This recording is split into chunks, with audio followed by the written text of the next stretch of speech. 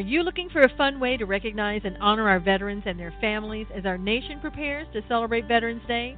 Then mark your calendar and bring your family to the 3rd annual Operation Flapjack's Veterans Appreciation Breakfast on Saturday, November 5th from 8 to 10:30 at the Ramona Senior Center, located at 434 Aqua Lane in Ramona, California.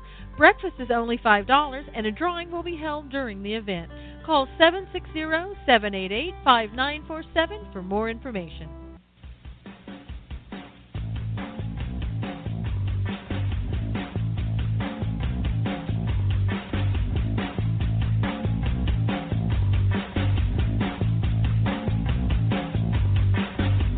And now, it's time to Stand for Truth with the host of Stand for Truth Radio, Susan Knowles.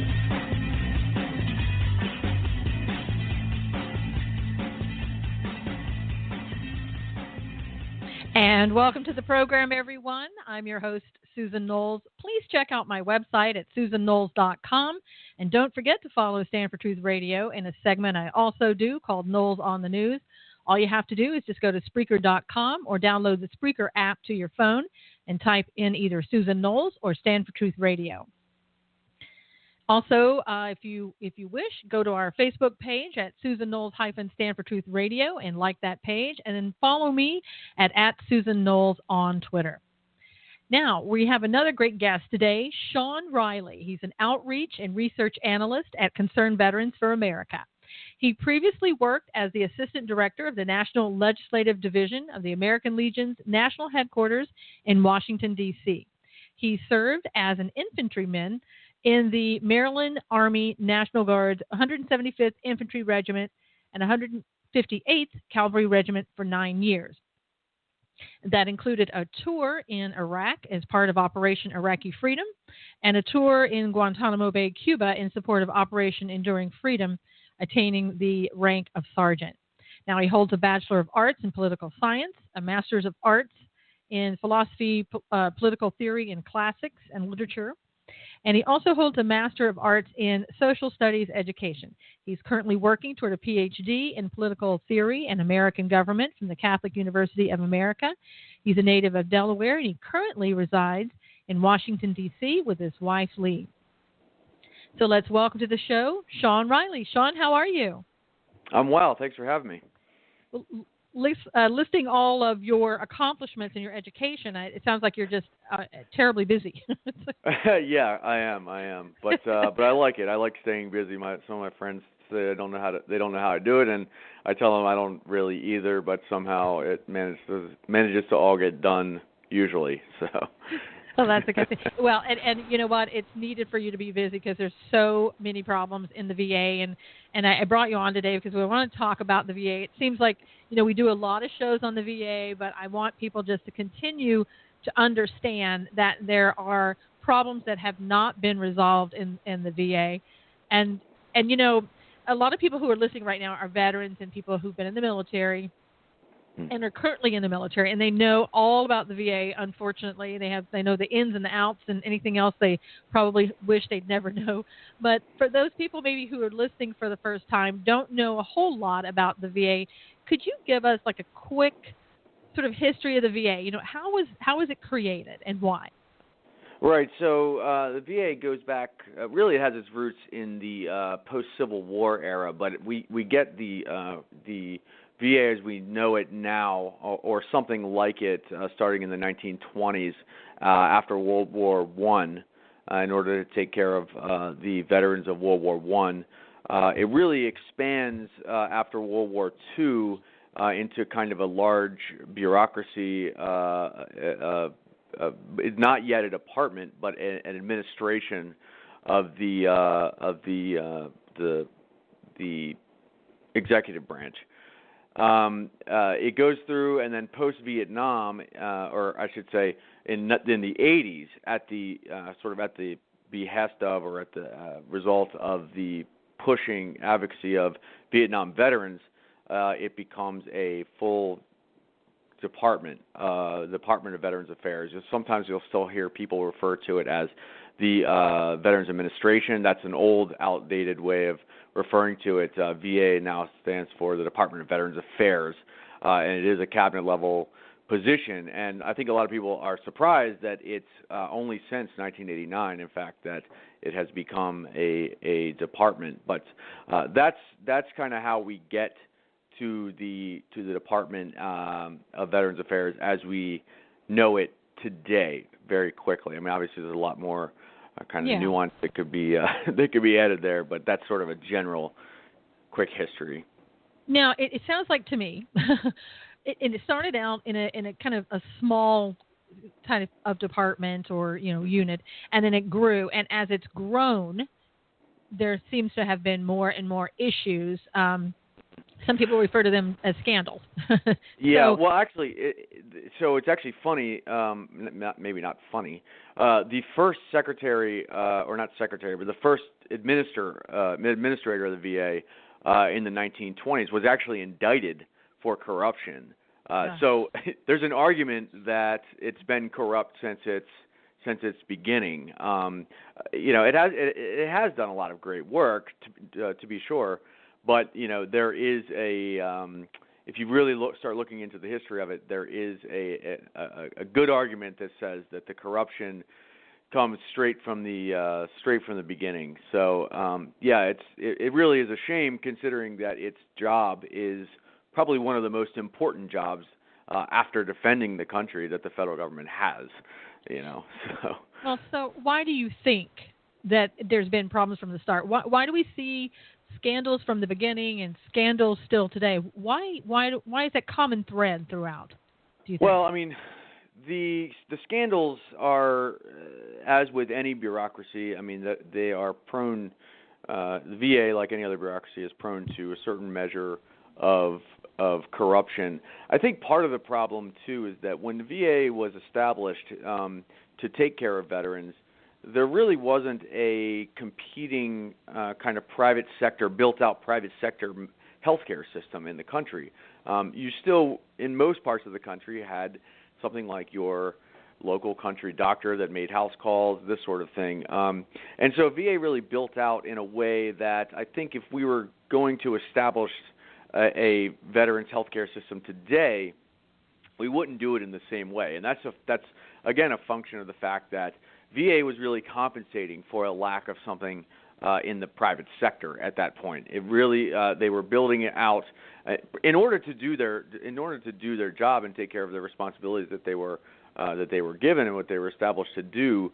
But a lot of the way that the structure sort of developed to fill that void in the other sector made it very very inefficient and also very prone to corruption. So, well, and speaking of scandals, we can't go on without talking about Phoenix and the Phoenix VA. It seems to be riddled with scandal there. Tell me, kind of, for people who don't remember back in 2014 what happened, start there and tell us a little bit about what happened and where we're at right now. Right. So going back to 2014, most people will remember, or at least probably have heard something about the scandal that led to the resignation of then VA Secretary Eric Shinseki. The background behind that really is one where VA had been receiving a lot of criticism for wait times. They were taking an inordinate amount of time to see veterans in some parts of the country. It wasn't the case everywhere, to be sure, and I'll come back to that in a minute. But in some parts of the country, they were having difficulty. So VA put out a directive saying that no VA hospital would be allowed to take more than 2 weeks. They would guarantee no more than 2 week wait time for any veteran to see a doctor, which on its face is a noble goal. But what ended up happening is they set up a incentive program for the directors of these VA hospitals, such that if they were able to make a certain number, a certain metric, then they would get a bonus. And so you can see that there's a perverse incentive that's sort of there from the beginning, where when if you have some unscrupulous people that are in certain positions that are given kind of this perverse incentive, then they might try to look for ways to go around and do things that might be unethical. So what happened in the case of Phoenix was this directive came out. They noticed that they weren't going to be able to meet the numbers that they were being expected to meet, and so they created essentially a secret wait list. Essentially, they devised a mechanism wherein they could look like they were meeting this metric, but in fact, they were not. They were putting veterans essentially on a wait list that was kind of off the official wait list to make it look like the numbers were where they were supposed to be. Veterans that were put on this wait list usually had no idea and ended up waiting sometimes extremely inordinate amount of time, and in some cases, in fact, died while waiting for care. And so once this story broke, Secretary Shinseki, who was then secretary, though frankly, it wasn't his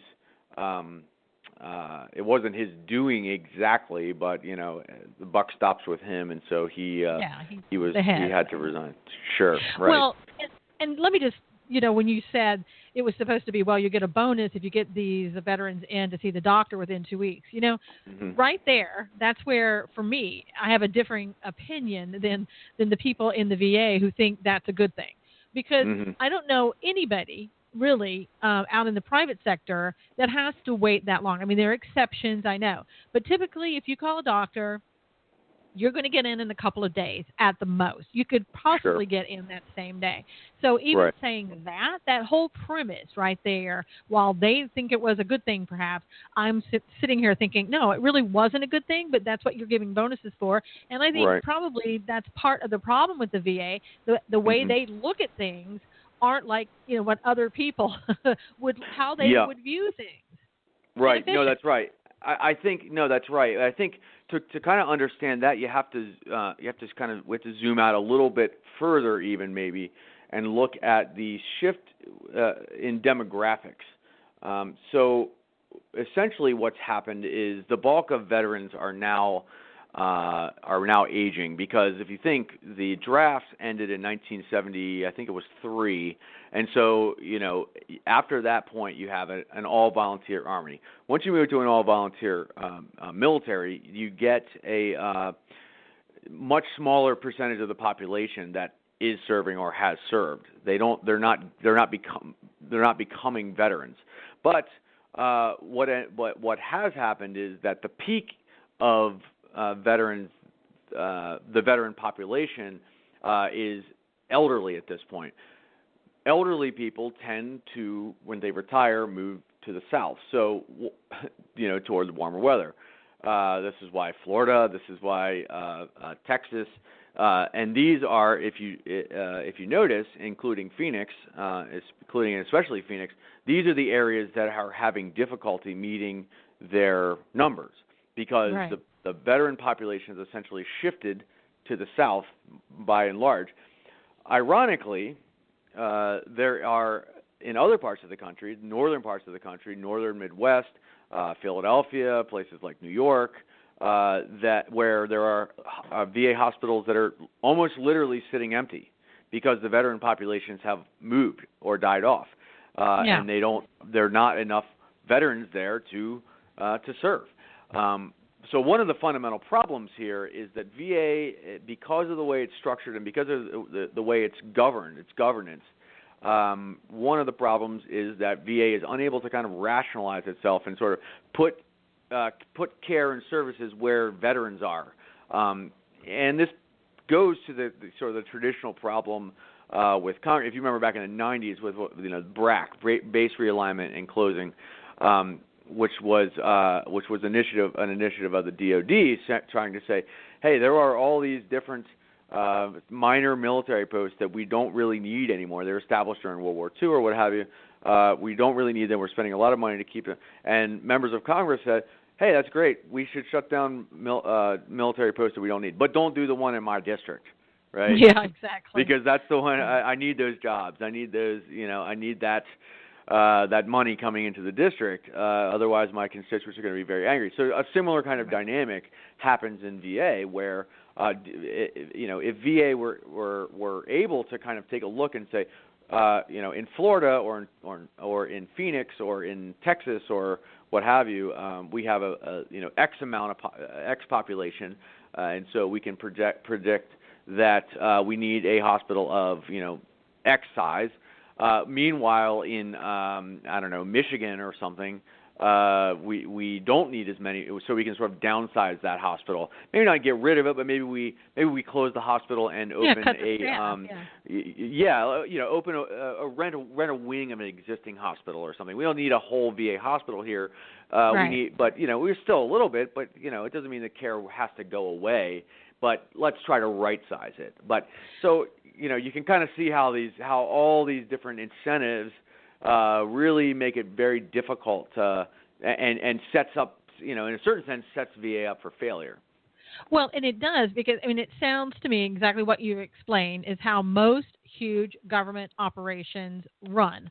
You sit there and you have X number of hospitals, and then you say, well, we don't have over here 1, 2, and 3. We have a lot of people that are coming here, but 4, 5, and 6, not so much.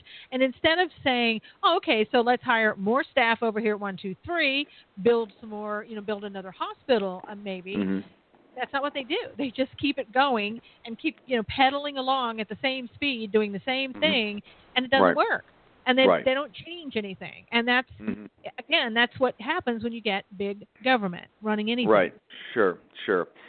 Yeah, exactly. I mean, it's like, as I said, it's unable to kind of rationalize itself, so that in the private sector, if I'm Kaiser Permanente or Cleveland Clinic or something, I can take a look and I can say, the population the population centers are shifting here, and here.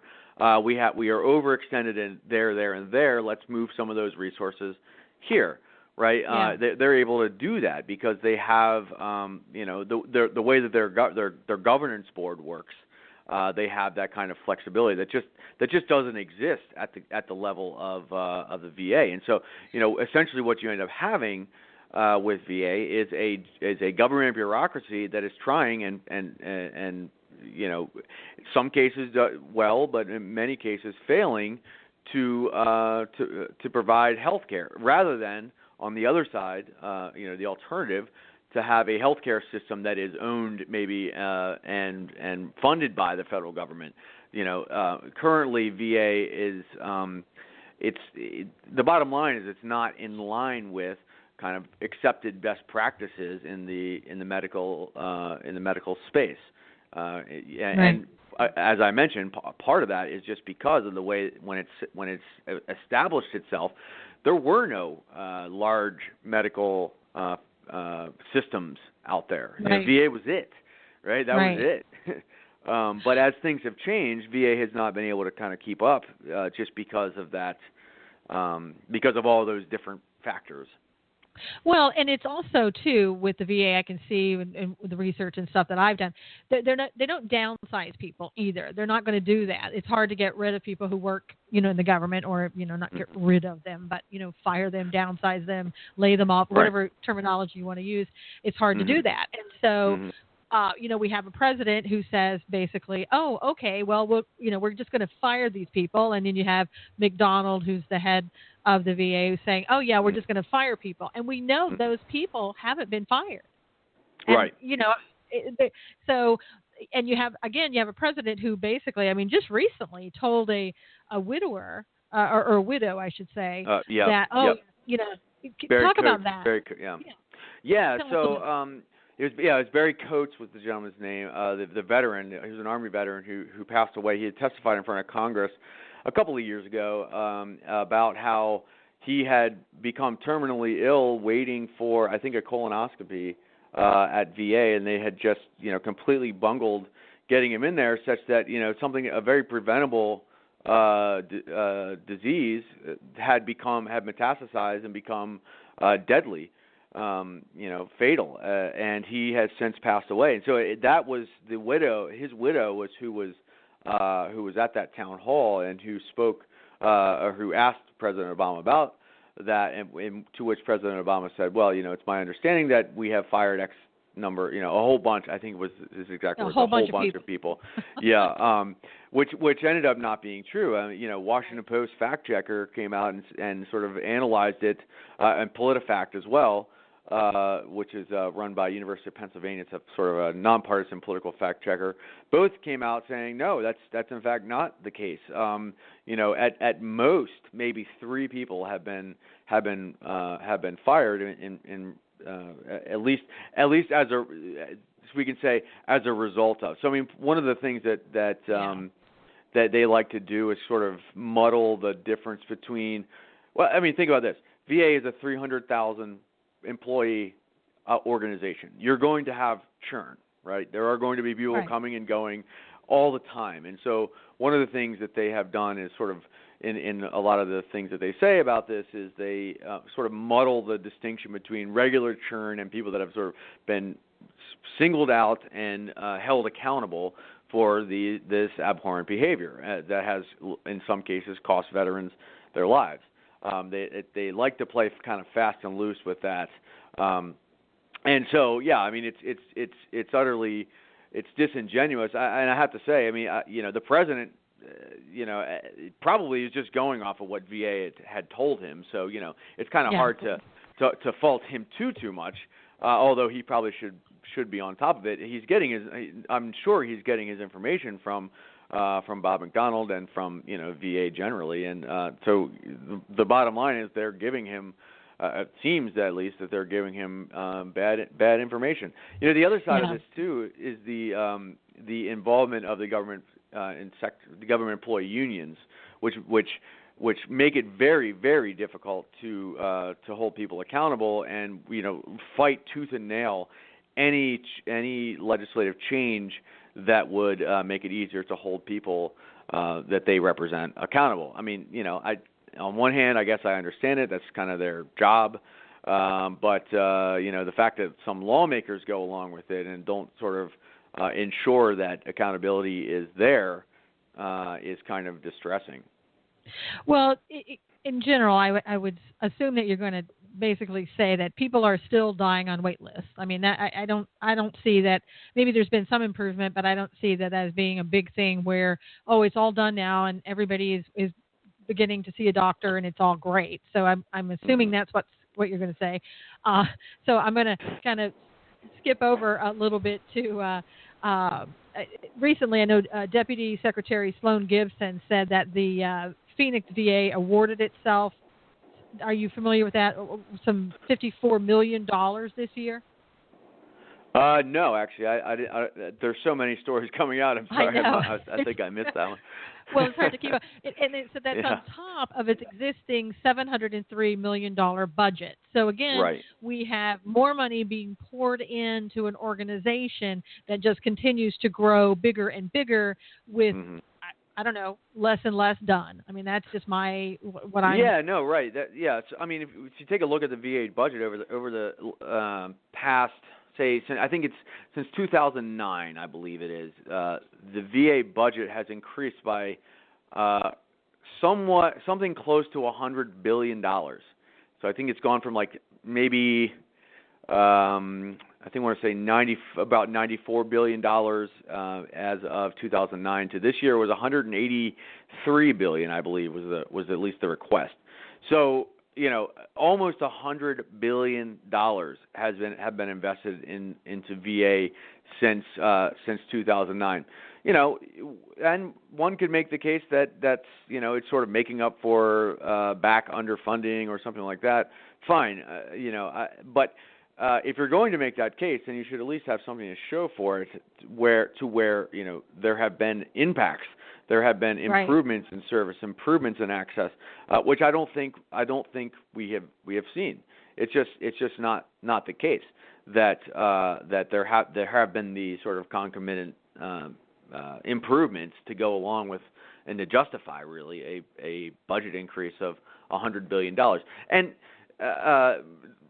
besides that, the notion that, as many people in Congress will say, and not just in Congress but elsewhere as well, that what really ails VA is an underfunding, right? Which is, I mean, maybe you can make that case, but let's take a look at some of the other factors that it could be before we finally conclude to that.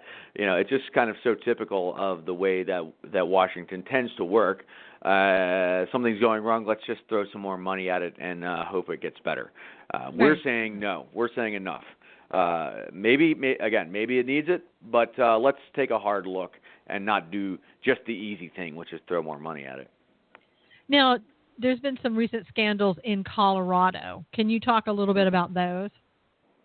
Yeah, so, the big one that everyone's been talking about for several years is the Aurora Hospital, which was, I think, started in 2005 or somewhere around there, still being built some 11 years later, and has been through and through a debacle that has run over budget and just has been kind of just a money suck. I think many people on both sides of the aisle have recognized that this is kind of a prime example of why VA should not be in the business of building hospitals. And there has been a move to transfer some of that authority, or maybe all of that authority, over to the Army Corps of Engineers rather than having VA manage this stuff. Because, frankly, it's not VA's expertise. It's not really what they do or should be doing, trying to build these things. The other thing that came out recently was there was a revelation from I think it's still ongoing investigation by the Inspector General that in Colorado there have been similar wait lists. So as you mentioned a couple of minutes ago that this thing continues. Well, I mean, we'll have to wait and see what the Inspector General comes back with, but it's not looking good. It looks like that the wait lists were not just the secret wait lists were not just confined to Phoenix. So. Yeah. And what's sad about that, I mean, and I'm sure this happens in Phoenix, but the allegations are that this was the information was falsified about these wait lists. It came after a veteran committed suicide. So, right. I mean, here we go again. How many more veterans have to die before people look at this and say, we really have a problem?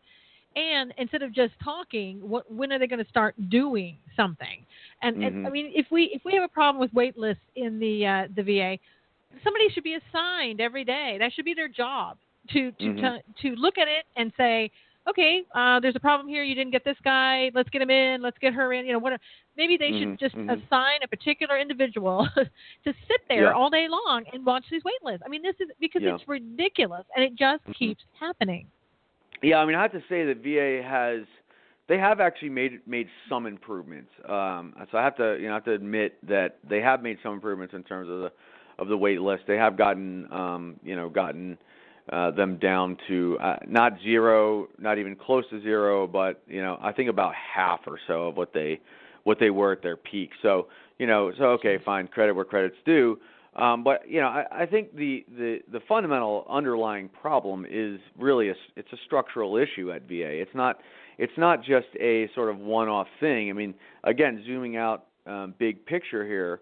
One of the problems is that we have an undercapacity in many areas now, but going forward, as I mentioned, there's after 1973, there was no more draftees, and so the military has precipitously dropped in terms of in comparison to the general population, such that it's now less than 1% of the population are in the military or veterans, and so or I think it's actually about 300 million.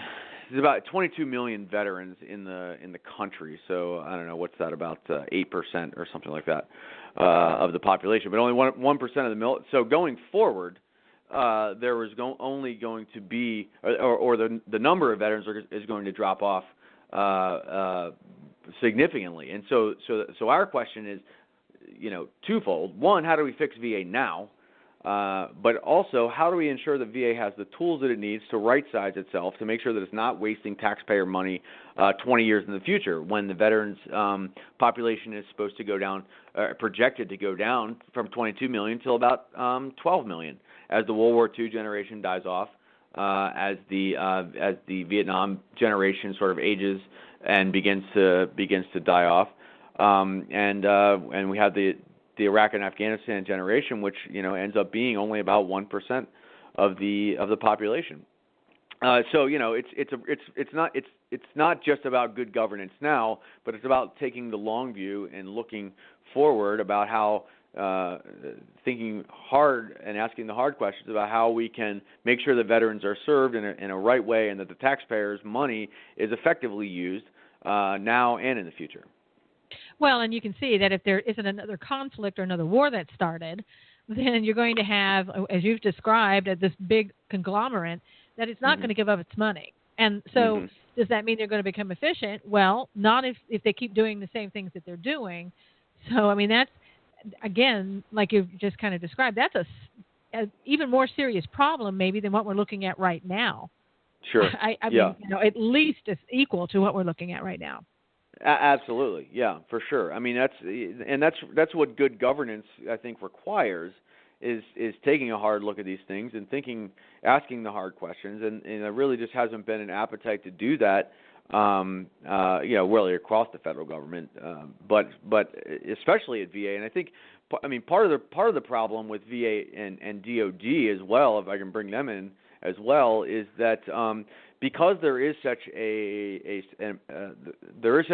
large amount of goodwill, right, by the American people for the military and for veterans, that often what ends up happening is the agencies themselves sort of become symbols for the military and for veterans, and so people tend to be reticent. I mean, yes, you've seen sort of an outpouring of anger at VA as it's proven not to, in some cases, be able to take care of veterans.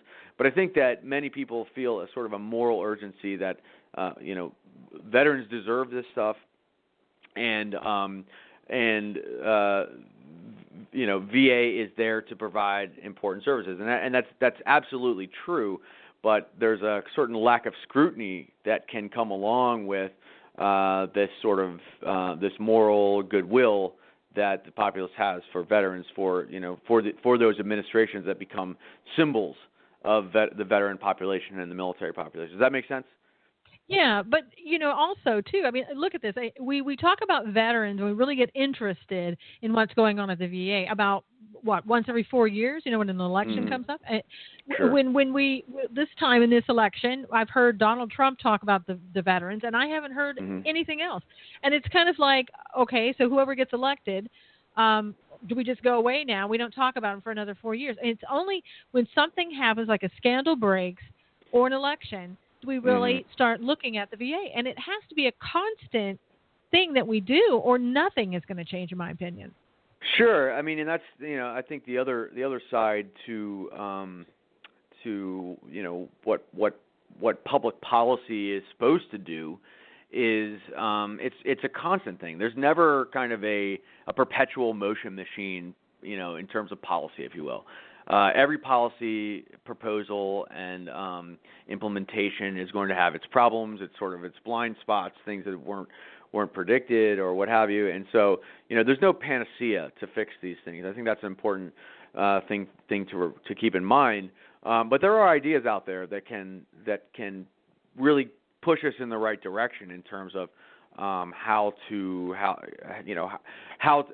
think about fixing veterans' health care for the current in the current time and going forward. And I think one of the what we have put forth at Concerned Veterans for America is a policy document, a substantive policy document.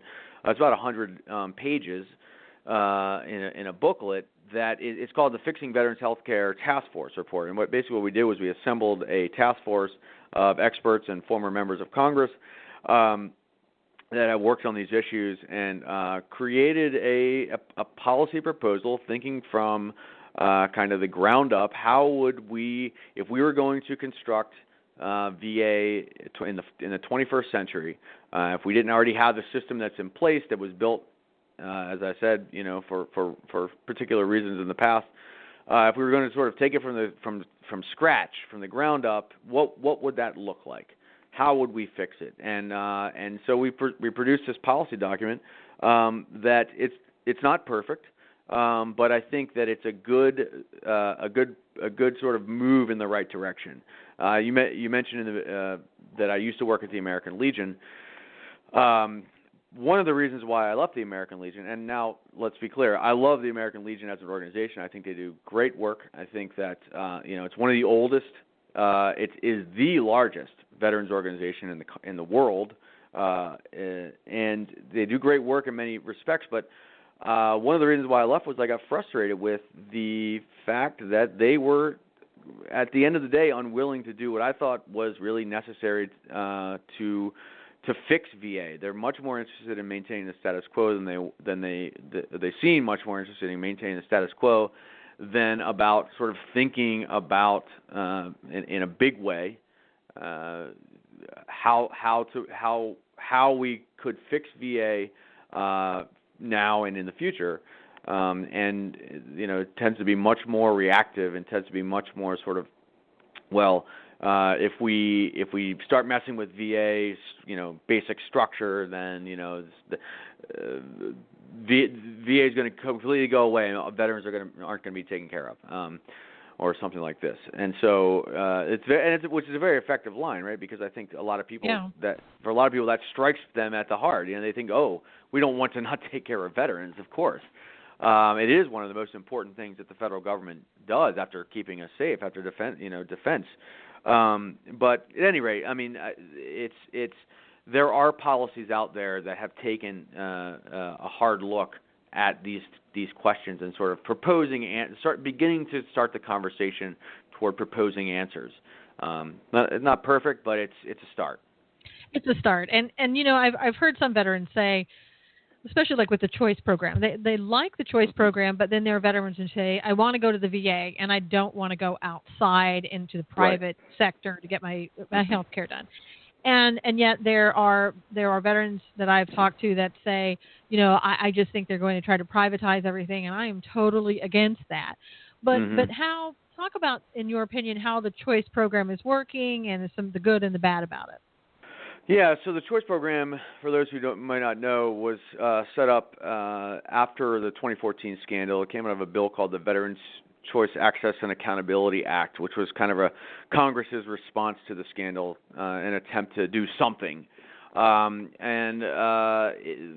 it did essentially was it said that for veterans that are incapable of securing an appointment within 30 days, or if you happen to live more than 40 miles away from a VA facility, then you can apply to utilize private health care and have the VA pay for it. So that's basically what it did, and it was sort of an emergency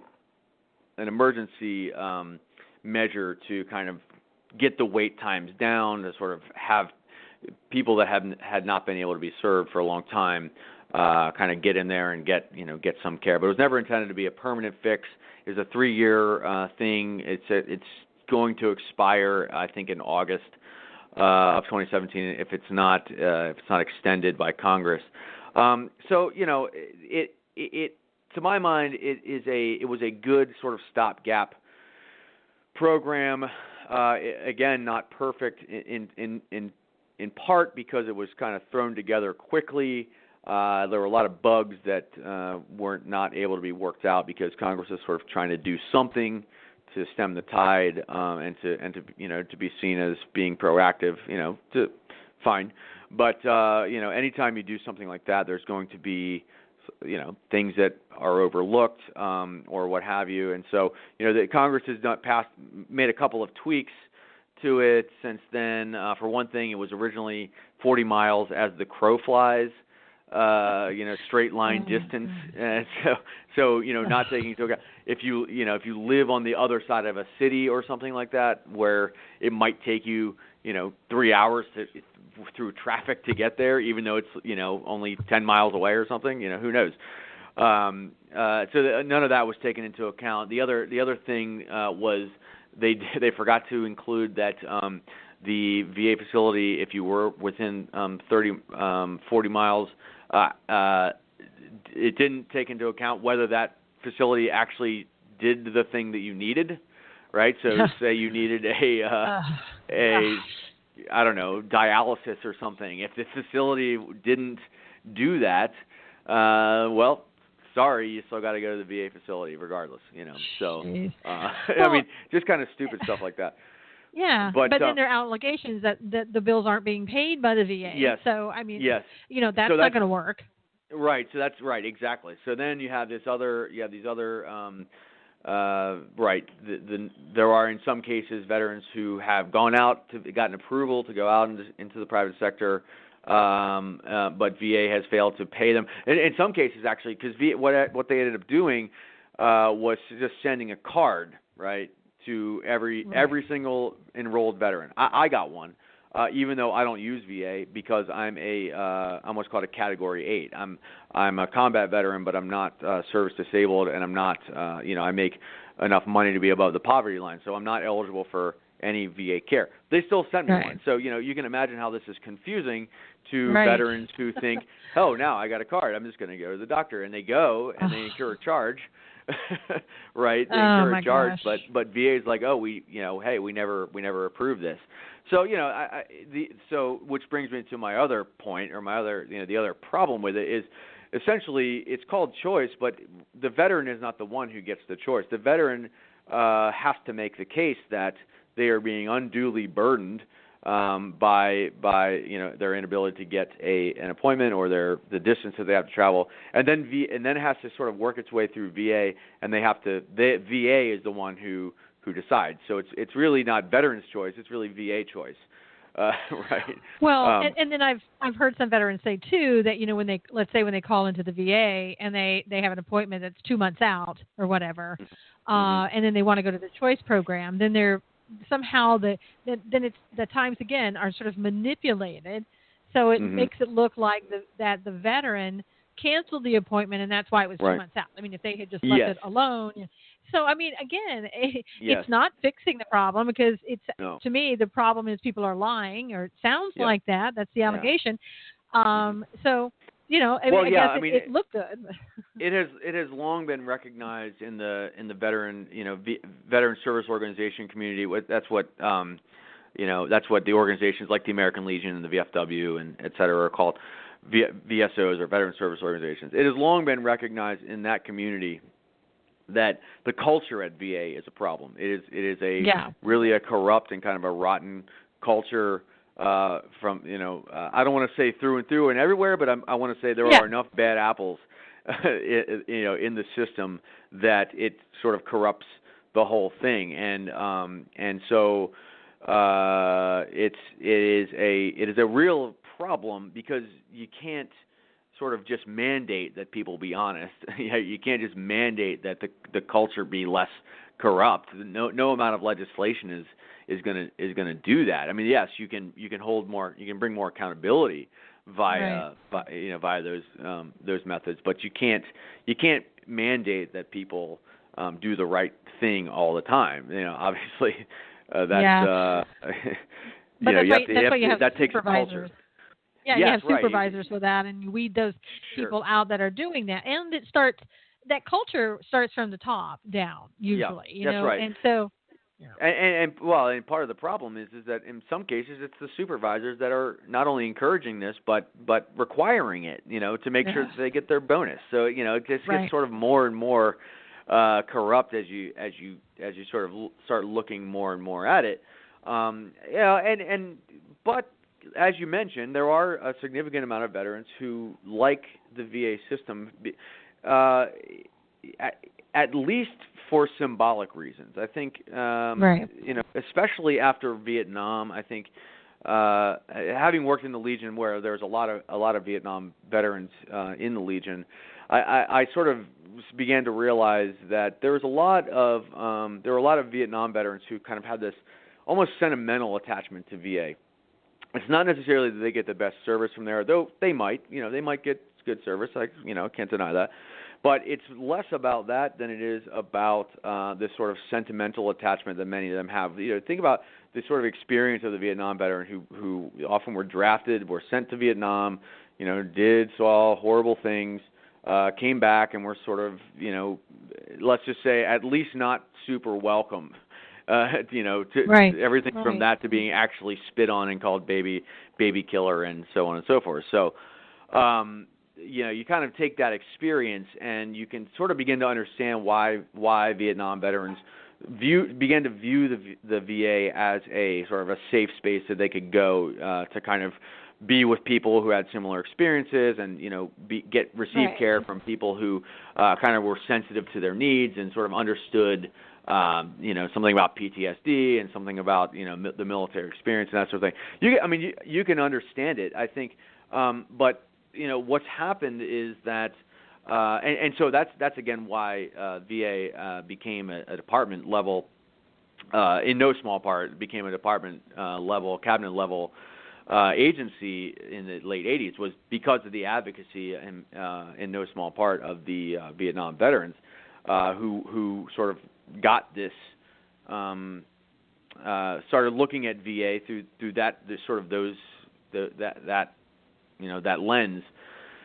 And but there's a distinction that's happened between Vietnam veterans and Iraq and Afghanistan veterans with regard to VA, because Iraq and Afghanistan veterans simply are not as tied to VA as an organization, as a symbol. Group, yeah. Mm-hmm. Yeah, right, and as a group, right, exactly. So, so there is sort of a generation gap there, and I think that VA is what it is now, in part because the Vietnam era veterans want it that way, and they have very powerful positions at the top of these veteran service organizations that make these calls in many cases, or at least have heavy input into these kinds of policies. But that's not always going to be the case, and so I think our job as policy professionals is to look at those real questions unsentimentally, as unsentimentally as possible, and ask how can we make sure that this system serves veterans' needs and is in a sustainable and in a taxpayer friendly way. Well, let's talk for a minute, switch subjects a little bit. Let's talk about the current enlistment debacle that came out recently in the news. Can you talk a little bit about that? Yeah, so I this actually just hit my radar yesterday. My brother, my younger brother, is still serving in the Maryland National Guard. He was a Marine, did 2 tours in Iraq, and is now a sniper with the Maryland National Guard. So we actually were in the same unit for a little while after he got out of the Marines. But anyway, it hit his radar somehow, and he sent it to me, and I was utterly shocked when I started reading it. I don't know any more than anyone else does. It just I kind of started seeing all the reportage about it, and I guess today it's really blowing up. I'm seeing I walk into the office and I see it on CNN, on the TV, and stuff like this. But yeah, from what I can tell, back in 2006, a number of California National Guardsmen were given signing bonuses to stay in. So for those who might not know, signing bonus is during wartime. Often they will offer these signing bonuses for certain MOSs or military occupational specialties, certain jobs that are in high demand, high need, and in some cases it's $10,000, $15,000, $20,000 in order to try and encourage people to stay in. So apparently these California National Guardsmen were offered signing bonuses of $15,000, $20,000 in some cases in order to stay in, which they took, and then were in many cases sent to Iraq or Afghanistan.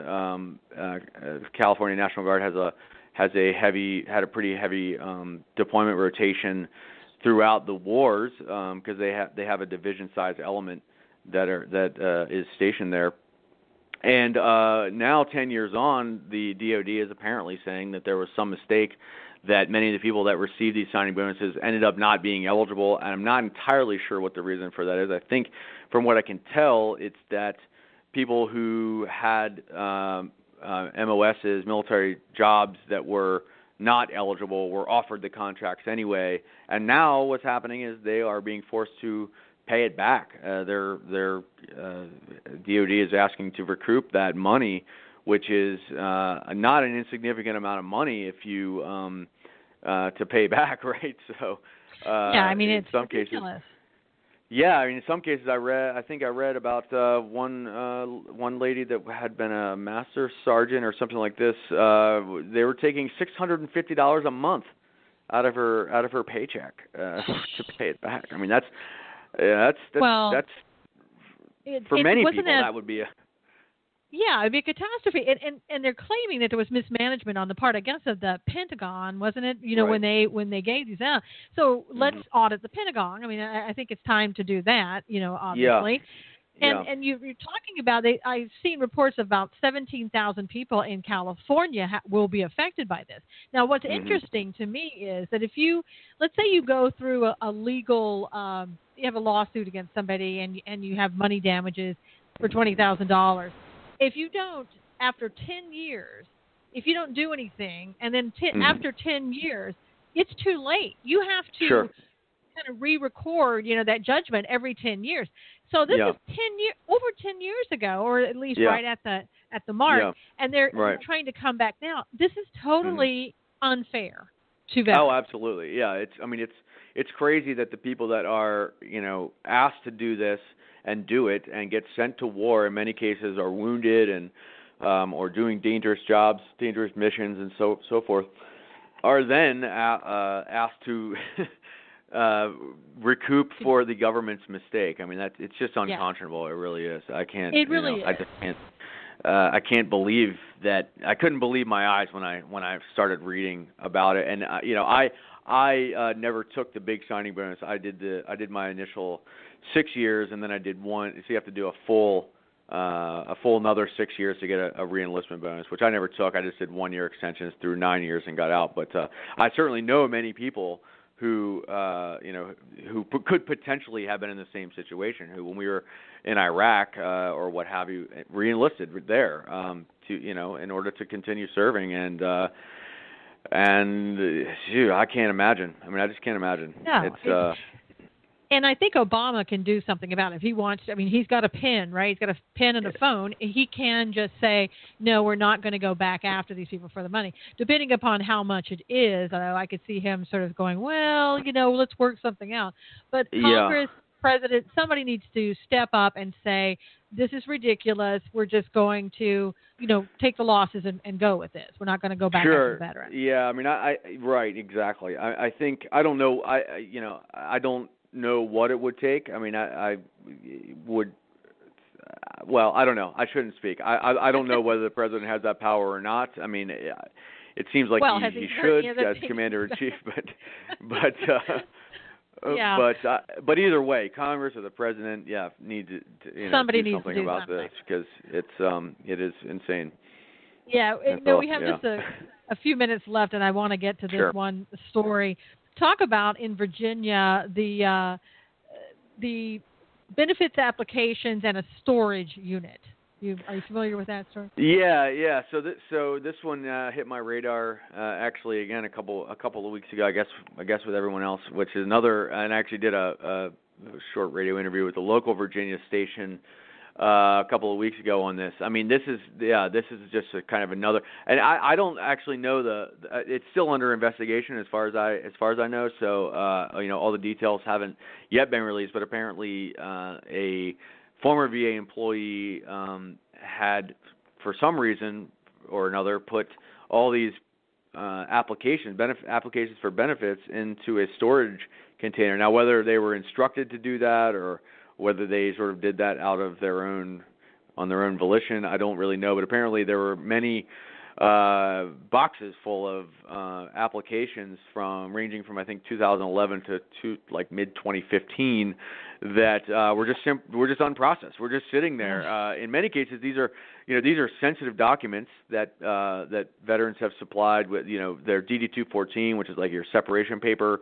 That checks your Social Security number, your address, everything else.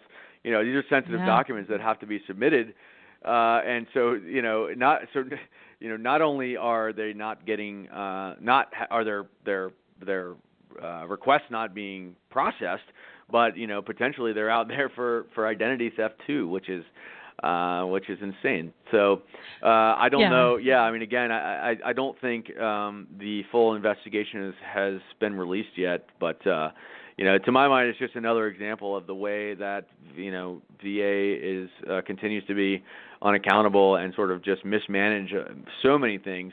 In all kinds of ways. I mean, who would have thought of that, right? But well, I know, and what I read was that this person was a former VA employee that was fired because they weren't processing benefit applications. Yeah, right. And the allegations are that this was her personal storage unit, and that they found 20 to 30 boxes. I mean, I can't even imagine how many benefit applications those are. I mean, it's absolutely ridiculous. Hundreds, at least. Yeah. And they're saying that they found it because some of these places are that they're people come and bid on these storage units when they're either repossessed or whatever. So it may be something where she left there, but who knows? I mean, like you said, the allegations are still ongoing. We'll have to determine. If that was really true. Right. It sounds like stories we've heard in the past. So, sure. Yeah, I mean, again, it's a culture problem that VA has. That there's a lack of accountability. There's sort of a flippancy toward the responsibilities that they have toward veterans who have served and are just trying to get what they've earned. And so, who knows how many, as you said, I mean, hundreds of claims potentially, and who knows how many have gone unprocessed for years because of this employee's incompetence, Yeah, they're told, it's missing. We've never received it, or it's missing, and so you have to start all over again, or maybe some of the paperwork was turned in that these people, the veterans, need, and they'll never have because it's all sitting out there, and they didn't make copies of it, and it's in a storage locker or someplace. I mean, again, I talk about this every time. I makes me want to hit my head against this when I hear these stories because they just keep going on, and there's so many, and you can't make this stuff up. I mean, really, it's so insane that you can't make it up. Okay, Sean, tell us your website and where we could learn more about your organization. Yeah, sure. So it's www.cv4a.org. cv4a.org.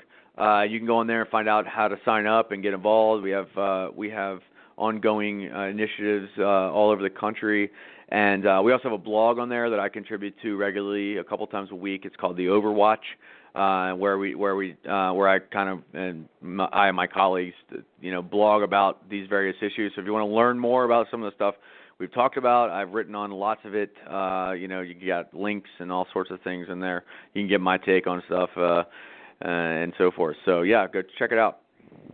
And plenty of articles on your website that you can tell what's going on, some things that we're not being told in the news, which is basically everything, because none of this information is in mainstream media, and we're not hearing the president talk about it. We're not hearing Congress talking about it. And as I said, we're really only hearing one candidate for president talking about it, and everything else is silent. So hopefully that's going to change. Hopefully your organization can continue to do work and help these veterans get exactly what they need and what they deserve and what they have earned. And so, Shaun Rieley, thank you so much for being here today. Really appreciate it. Yeah, thank you for having me. I appreciate it. It's a pleasure. Yeah, great. Pleasure's all ours. Take care, and we'll talk to you soon. All right. Thank you. Thank you. So there you have it. More information on the VA, more information. Mostly just the same, But it's good to hear this. It's good to share these shows so that people can know that there is a problem, that no, everything is not fixed like our government would have us believe. And when Obama told the woman, oh yeah, we fired a bunch of people, that's his line for everything, because he doesn't have to be accountable. He can just say, well, that's what I was told. I didn't know. The media didn't tell me, so I don't know anything. So anyway, it's the same old story. We all know that. So just get the information out to veterans and non-veterans alike, so that we can try to do something, anything, to improve the lives of veterans that they deserve to have improved. Thank you so much for being here today. I so appreciate it each and every time. Next week we have another great guest for you. Until then, take care of yourself. God bless you. And again, thank you for being here. Take care.